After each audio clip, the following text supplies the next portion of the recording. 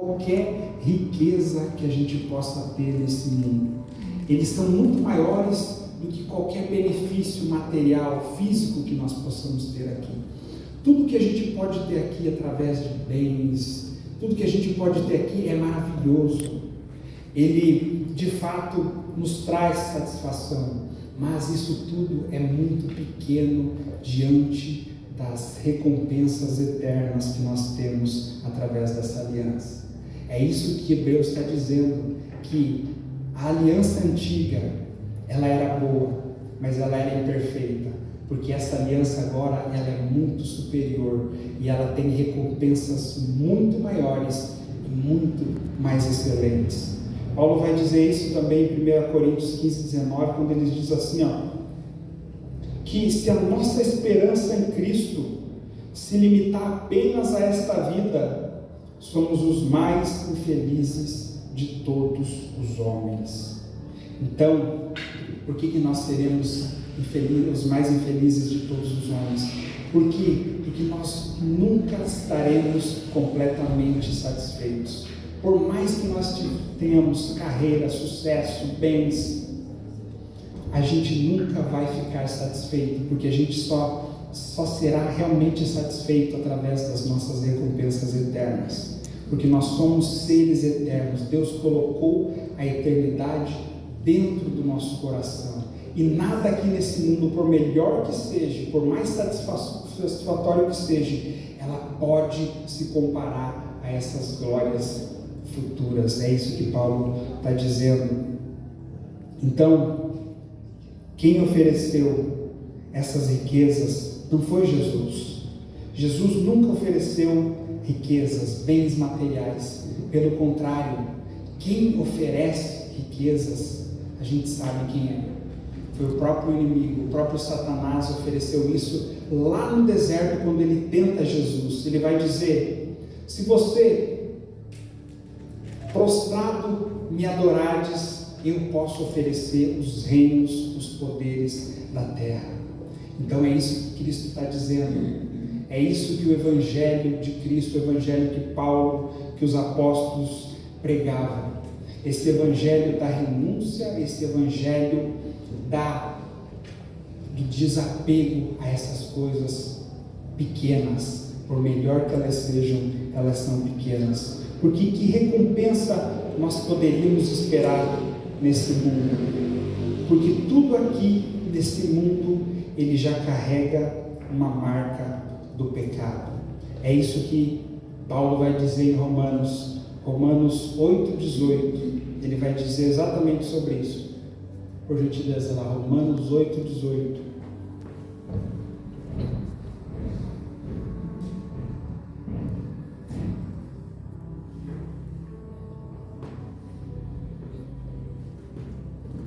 Estou absolutamente convencido de que os nossos sofrimentos do presente não podem ser comparados com a glória que em nós será revelada. A própria natureza criada aguarda com vívido anseio que os filhos de Deus sejam revelados.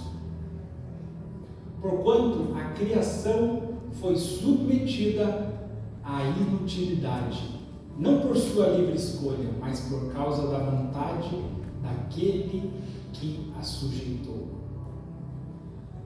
na esperança de que também a própria natureza criada será libertada do cativeiro, da degeneração em que se encontra, recebendo a gloriosa liberdade outorgada aos filhos de Deus. Sabemos que até hoje toda a criação geme e padece como em dores de parto. E não somente ela, mas igualmente nós, que temos os primeiros frutos do Espírito, também gememos em nosso íntimo, esperando com ansiosa expectativa por nossa adoção como filhos, a redenção do nosso corpo. Então aqui ele está dizendo que a própria natureza, ela já foi submetida à inutilidade, porque ela está contaminada com essa mancha do pecado. Então, Não existe recompensa aqui nessa terra que satisfaça, que esteja à altura da grandeza daquilo que Deus nos prometeu através de Jesus Cristo. Porque o nosso maior prêmio, qual seria o maior prêmio de um cristão aqui nessa terra? É sofrer pelo Evangelho de Cristo.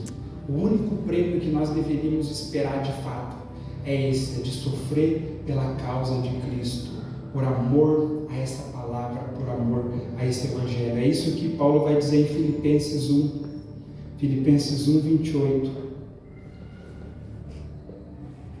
Olha o que diz lá.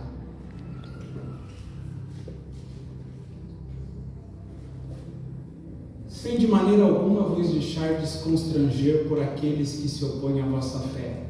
Para eles isso é sinal de perdição, entretanto para vós de salvação, e isso vem da parte de Deus. Porquanto, por amor de Cristo, vos foi concedida o quê?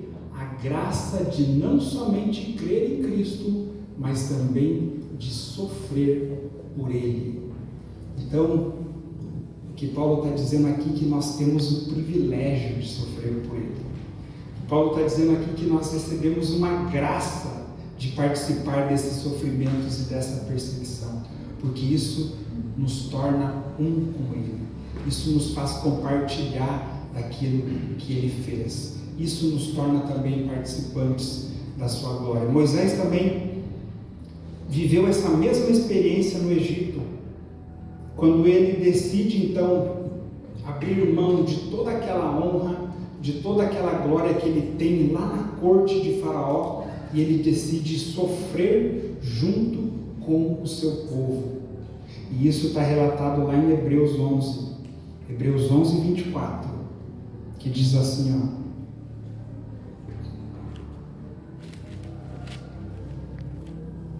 pela fé Moisés, já adulto, recusou ser aclamado como filho da filha de Faraó, preferindo ser o quê? Maltratado com o povo de Deus, a desfrutar os prazeres que o pecado é capaz de proporcionar por curto período de tempo.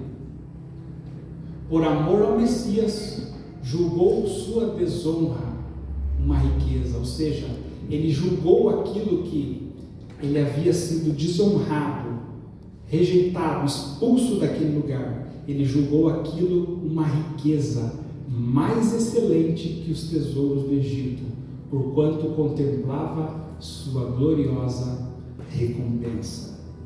Então, para Moisés, ser expulso da corte de Faraó era uma riqueza, uma das maiores riquezas, dos privilégios que ele poderia receber nesta terra. Então, nós podemos dizer que os sofrimentos, as perseguições, tudo isso simboliza esse cálice da nova aliança.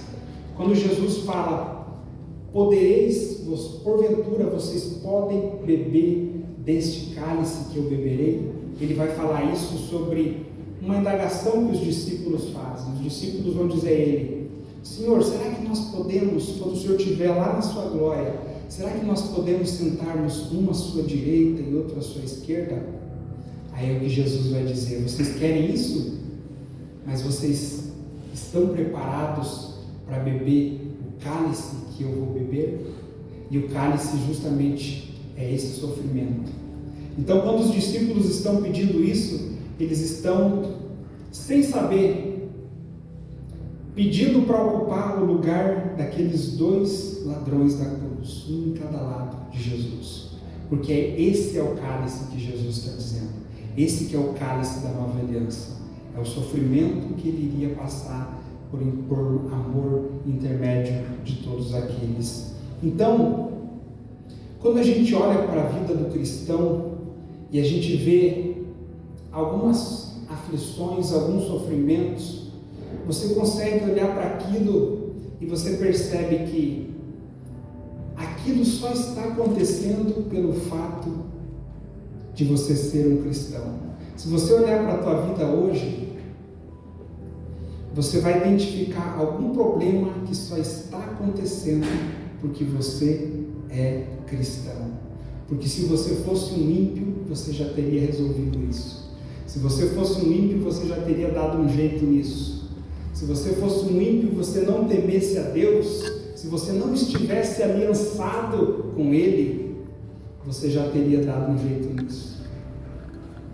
Então eu não sei, cada um de nós temos, né, as nossas aflições. E algumas dessas aflições só estão acontecendo pelo fato de sermos cristãos e estarmos aliançados com Ele. Eu já quero caminhar para o final, dizendo que a nova aliança ela é superior e mais excelente, mas ela precisa ser compreendida. E é preciso que a gente leia e a gente conheça, sabe aquelas letrinhas miúdas do contrato? Sabe aquelas que estão lá nas entrelinhas que a gente vai só assinando e passando adiante e não lê? Então a gente precisa conhecer essas cláusulas. A gente precisa conhecer isso que a gente passa batido. Por quê? Porque quando nós assinamos esse contrato, quando nós assumimos essa aliança, nós estamos assumindo uma posição de renúncia. Nós estamos assumindo a cruz. Nós estamos assumindo o sofrimento. Mas isso é um problema, sabe por quê? Porque a cruz e o sofrimento, ela não é atrativa. Ela não é uma mensagem atrativa. Ela não é uma mensagem que gera engajamento, que gera seguidores. Porque a cruz, assim como foi lá naquele tempo, vergonha para o judeu, loucura para o grego, ela ainda continua sendo essa mensagem. Ela ainda continua sendo esse escândalo. A gente continua a resistir a ela, aos sofrimentos, às perseguições que ela produz. Nós continuamos resistindo às renúncias que precisamos fazer. Então, para nós, os aliançados em Cristo Jesus, a cruz é esse símbolo. A mensagem da salvação, o Evangelho, ele tem a ver com isso. Mas nós nem sempre estamos prontos para receber essa mensagem. Nós nem sempre estamos prontos para digerir tudo isso, porque é muito mais gracioso, muito mais assim atrativo, é muito mais palpável você anunciar uma mensagem que seja alegre, feliz. E eu gostaria muito de estar anunciando nesse primeiro dia de culto do ano uma mensagem que fosse mais viva, mais empolgante. Eu gostaria muito de estar trazendo uma mensagem assim de motivação, de esperança para você começar esse novo ano. Mas eu preciso lembrar você que você está aliançado. Eu preciso lembrar você que agora você faz parte disso. E isso implica sofrimentos, perseguições, isso implica carregar a cruz dia após dia. E não existe nenhum glamour nessa terra. Quando você abraça isso, não existe nem as pessoas que vão olhar de fora não vão ver você como um abençoado. Por quê? Porque as pessoas costumam associar a bênção ao quê? Aos bens e aos recursos materiais. Eles não conseguem olhar para a tua vida e enxergar a bênção se eles não verem você com um carro bom, se eles não verem você com uma casa boa, porque sempre a bênção está associada a coisas materiais. E o que a nova aliança propõe são recompensas muito superiores, são recompensas eternas, são recompensas maiores e mais excelentes que nós alcançaremos na eternidade. Amém? Vamos ficar de pé?